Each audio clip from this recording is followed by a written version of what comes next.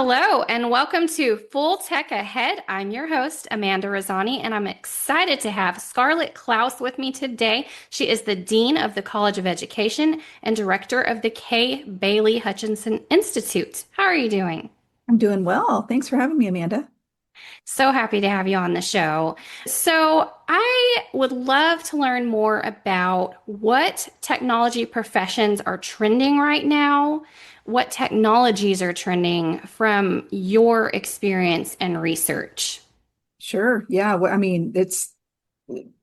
wouldn't even call it trending. I would call it an industry explosion at this point of all things related to technology. Namely, I think the most front and center thing right now is AI and how that's just changed the landscape of everything that we're doing. I can't think of one area that has not been touched in some way by at least the discussions of AI. What we're seeing right now is, and of course in higher ed, we take a look at these trends in industry, and it's our job to be responsive to those.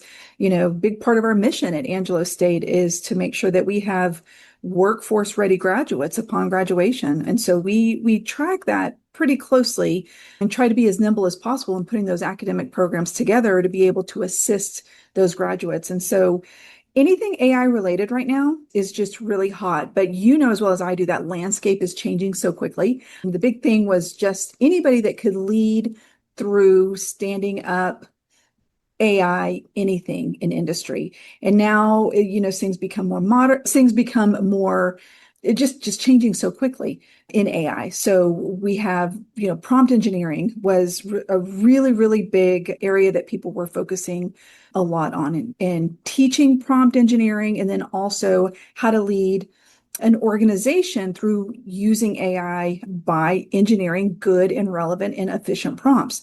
So really any careers that are related to helping an organization infuse AI where it makes sense.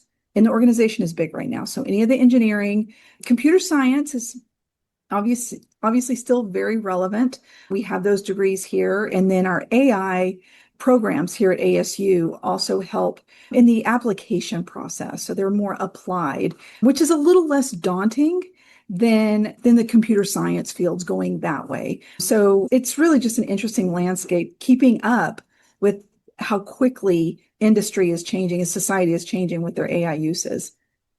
Absolutely. And to that note, I know that you recently announced an AI center. Can you talk more about that?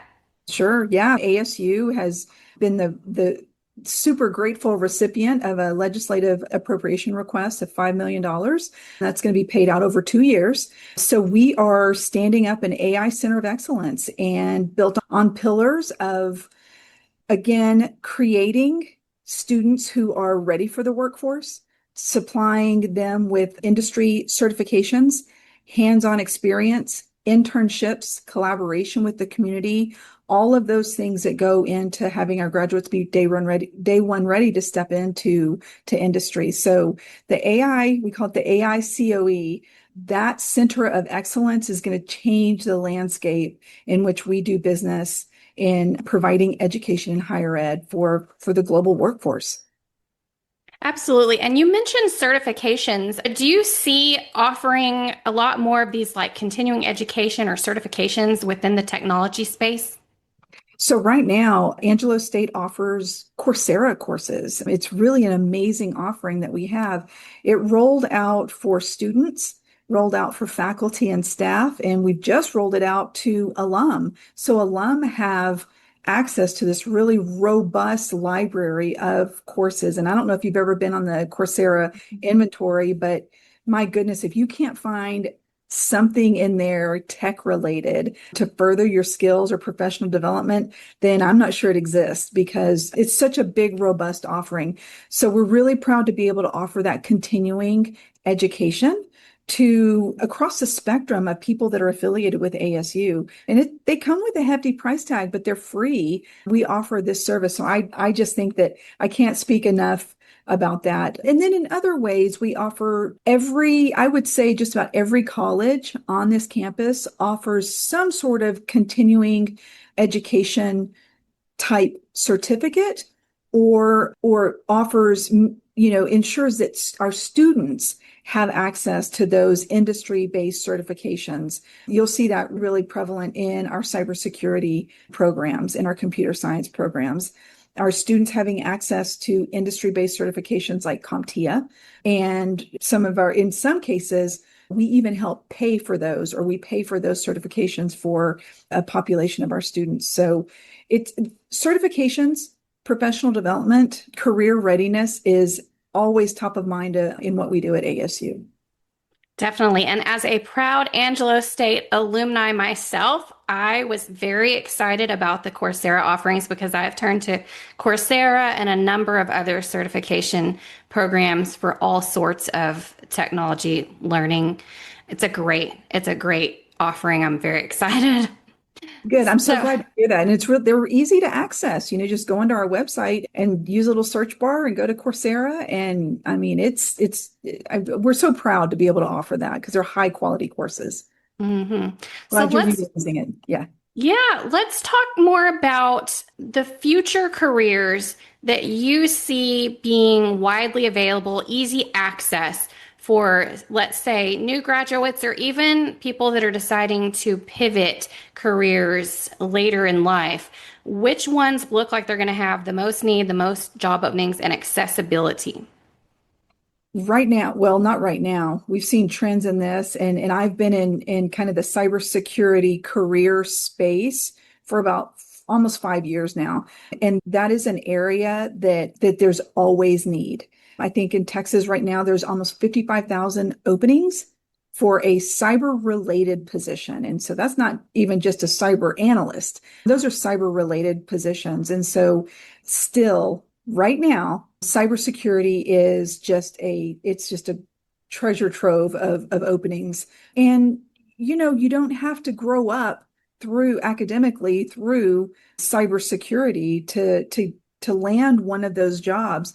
Now you do have to have the certificates and you do need to have the experience in some ways, but I would say anything cyber related is still really, really hot right now.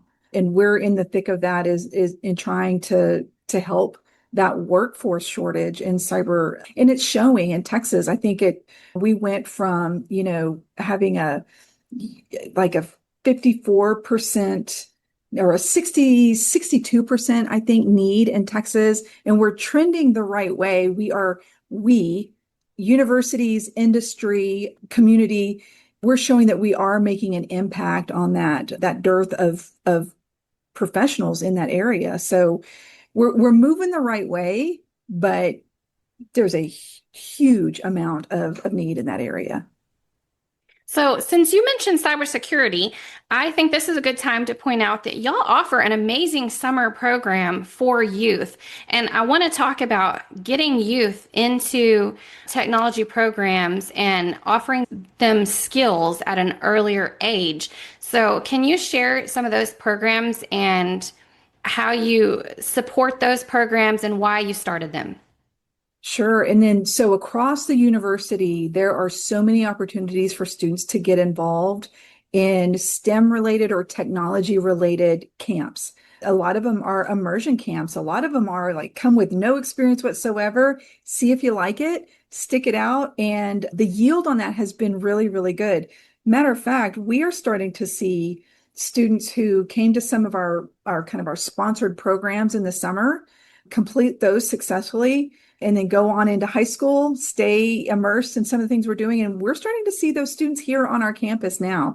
It is really a cool trend to see them grow up through all of these things. But in the summer, we offer cybersecurity camp, mainly cyber patriot camps. Our robotics camps are amazing here. The College of Education, I have to give a shout out to the College of Education. They run an amazing code camp. We've got robotics camps, STEM camps. The museum offered an amazing curiosity camp through the summer where you just come on over and try things out. And so I would say just across the board, there have been so many tech related opportunities. The STEM nights that are held over in the Vincent building have been really, really amazing. So in the summer offerings are really the most robust. But we have speckled throughout the academic year areas which we go in, like with Santa Rita Elementary, Fort Concho, engaging in those elementaries with specifically STEM related opportunities. It's really fun to see. From your perspective, how important is it for colleges and universities to reach out to youth and extend out to the community skill up offerings and camps? Critical. It's absolutely critical. And I think it's part of our mission.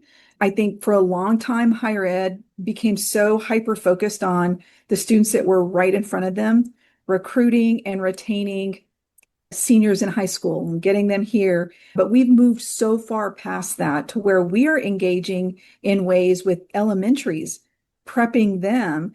Best case scenario is we engage with elementary age students and we get them here and we get them on our campus. And the research shows that once we get them on our campus, there's a good chance that we're going to be able to get them as students. But the way that I think about it is we're going to try really, really hard and we're going to engage those youth.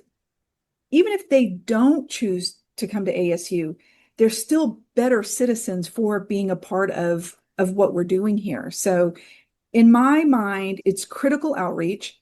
The earlier, the better. And it's a win-win situation.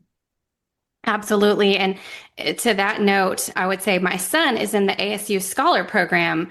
And I think that's such a great program for the top, I think, 33% of classes across any of the schools in the area have this opportunity to be in the Scholar Program. And they get leadership courses, professional career courses for free that they can take throughout the year, plus access to most of the facilities. And so I think the first course coming up is an email, how to properly draft a professional email. The skills that are going to be important moving forward in their careers. I think that's awesome. Yeah, and you'll see also along those lines too, where we used to have just a very concentrated effort on internships. We would have internships speckled over here and everybody did a great job, but they were, oh, we do internships and oh, we do internships. But now we've got a really good effort to kind of bring in and maybe centralize internships, capitalize on those, make sure that we're getting students are getting the best learning experience possible, and that we're also continuing to build those partnerships with our outside industry partners, because those are critical to what we're doing. We can no longer operate in a vacuum in higher education. We have constantly got to be building that superhighway between industry, community, and university, because if we don't, we've seen it. Universities and students will be left behind in a matter of a semester. They'll be left behind, especially with more and more AI usage. Of course. So when it comes to tech careers in general, it has predominantly been more males in technology careers, but we're seeing a lot more women entering into technology careers, I believe. What are you seeing? Yeah, I'm seeing the same trend. And I think just to go back to the outreach, if you've never been to one of our cyber expos where we bring students from all over, I'm talking elementary and middle school students from all over, it's such a good lesson in us always kind of recalibrating around the opportunities that we give for females, and especially in the tech and the STEM areas. And the reason I bring the expo up is it never fails. Every single year we get, and there's hundreds of elementary or middle school kids in this huge room, and they're about to do cybersecurity exercises and skills and games and competitions. And I go in there, and that sometimes, I'll go and I'll mingle with the kids that it's their first time ever there. And there's always a group of girls sitting together, and I'll go over and they'll say, I'm so nervous. I'm so nervous. I look around and there's not many girls, and I'm so nervous about this. And by the time that day ends, almost always I'll go back and I'll pick out those young girls, and I'll say, well, how was it? And they were like, this was so much fun. I had no idea I could do cybersecurity. I had no idea that I would like it so much. So I think that's where it starts. It's sparking that, that little flame and then building it and feeding it and giving them opportunities. And I've heard before in some of my other colleagues, you can't be it if you can't see it. So I think we have to continuously put these opportunities in front of all children and then just really nurture that interest and that aptitude as they go forward. We see the same kind of opportunities in higher ed. We have WESIS, it's Women in Cybersecurity here. It's a group and anybody can join it. It's open to anybody. But those are the types of things when we take young women to some of these conferences, they can network. They can see people that look just like them. They can see and hear and listen and learn from people that look just like them. So those types of organizations are really fruitful for continuing to get more women in tech and keep them there. Well, absolutely. And I have one final question for you, and that is the college education, it's critical, it's so important. But when they get out into the real world and they get their first job and they're applying these skills, that can sometimes be tough. What advice do you have for people in their first careers adjusting to those careers? I would say reach back out. If you are a graduate and you're in your first career, keep that alum pipeline really strong, that communication back to your university, your professors.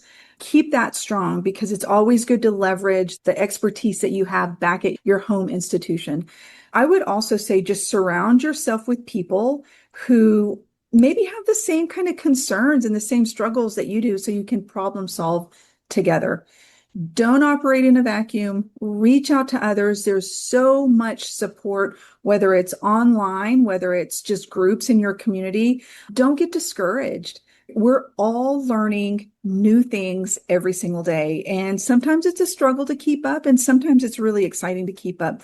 But my advice would be in the workplace, we've got to start being really transparent about embracing technology and where it's going. Because like they say, AI is not going to replace people's jobs, but AI will replace people who are not using AI. And I think that's really important for us to keep top of mind is things are changing quickly, but there will always be a need for human beings, critical thinking skills. There's just always going to be a need for that, but we got to keep up technologically. Absolutely. And there's so many, as you mentioned, these days there are so many ways to continue skilling up, learning new things through certification courses.